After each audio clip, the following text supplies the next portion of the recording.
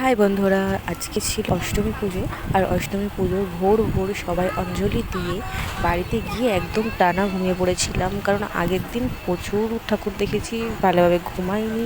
তাই জন্য সকালবেলা অঞ্জলি দেওয়ার কারণে সকালবেলায় উঠেই অঞ্জলি দিয়েই আবার ঘুমিয়ে পড়েছিলাম। তো দুপুরবেলায় এই যে এখন এসেছি আমাদের ক্লাবে, কারণ প্রত্যেক বছর অষ্টমী পুজোতে আমাদের ক্লাবে কিন্তু খাওয়া দাওয়া হয়। মানে পুরো পাড়াটাই হচ্ছে নিমন্ত্রণ থাকে আমাদের ক্লাবে। কেউ সেদিনকে রান্না করে না, আমি তো কোনো বছরই যাই না, কারণ ভালো লাগে না মানে ওরকমভাবে। তো এই বছর সবাই গেছিলো, তো সবাই বলেছিল যে না, এই বছর তোরা সবাই যাবি, চল যেতে হবে। তো যখন গেছিলাম তখন দেখলাম একটা টেবিলও খালি নেই, আর সামনে মা দুর্গার আরতি হচ্ছে। তো আরতিটাই বসে বসেছিলাম, খুব ভালো লাগছিল। সবাই ঢাক বাজছে, কেউ কাঁসর বাজাচ্ছে, কেউ ঘন্টা বাজাচ্ছে। তারপরে আমরা দাঁড়িয়েছি খাবার লাইনে, আর শ্রাবণীকে দেখো চেয়ার ধরে দাঁড়িয়ে আছে। এ শ্রাবণী, এটা চেয়ার ধরে দাঁড়িয়ে আছিস কেন? জীবনে প্রথম খাওয়ার জন্য লাইন দিয়ে শ্রাবণী চেয়ার ধরে দাঁড়িয়ে আছে। জন খেতে বসেছে।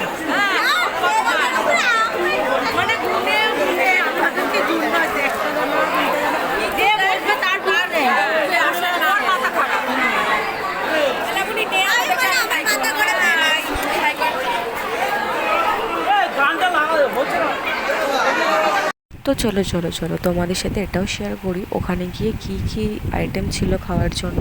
তো এটা ছিল প্রথমেই ছোলার ডাল আর লুচি, যেটা খুব সুন্দর হয়েছিল। কেন জানি না, হয়তো উপোস করেছিলাম বলে আমার ভালো লেগেছিলো কিনা, না অনেকটাই সুন্দর হয়েছিল। সব রান্না খুবই সুন্দর হয়েছিল, সব নিরামিষ রান্না হয়েছিল, কারণ অষ্টমী পুজোতে সবাই চেষ্টা করে যে একটু নিরামিষ খাওয়ার জন্য। তো যাই হোক, তারপরে পড়ে গেছিলো ফ্রাইড রাইস, আর মানে প্রথমে দিয়েছিল হচ্ছে কাশ্মীরি আলুর দম আর ফ্রাইড রাইস। তারপরে হচ্ছে আস্তে আস্তে খাচ্ছিলাম আর তোমাদেরকে শেয়ার করছিলাম। তো অনেকেই দেখি এরকম খাওয়া দাওয়ার মানে ভিডিও বানায়, তো আজকে আমিও একটু বানালাম।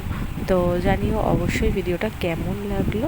আর আমাদের পাড়াতে জানো তো প্রত্যেকবারই অষ্টমী পুজোতে এরকম দুর্গা পুজোর সময় যখন সবাই অঞ্জলি দেয়, অঞ্জলি দিয়ে তারপরে ক্লাব থেকে খাওয়া দাওয়া করে তারপরে যায়। তো যাই হোক, এই যে ফ্রাইড রাইসের সাথে ছিল আলুর দম আর চিলি পনির, তারপরে ছিল চাটনি, পাঁপড় আর আর মিষ্টি। তো মিষ্টি আমি সেরকম একটা ভালোবাসি না, বাট তাও দিয়ে চলে গেছিলো, তো অল্প অল্প করে খেয়ে নিয়েছি। যাই হোক, আমাদের খাওয়া দাওয়া সবার কমপ্লিট, আর কাকাকে বলে বাবা মার জন্য একটা পার্সেল করিয়ে নিয়েছিলাম। তো অষ্টমী পুজোর ব্লগটা এখানেই শেষ করলাম, আসছি নবমীর ব্লগ নিয়ে। তো ততক্ষণ টাটা বাই, দেখা হবে নেক্সট কোন ব্লগ।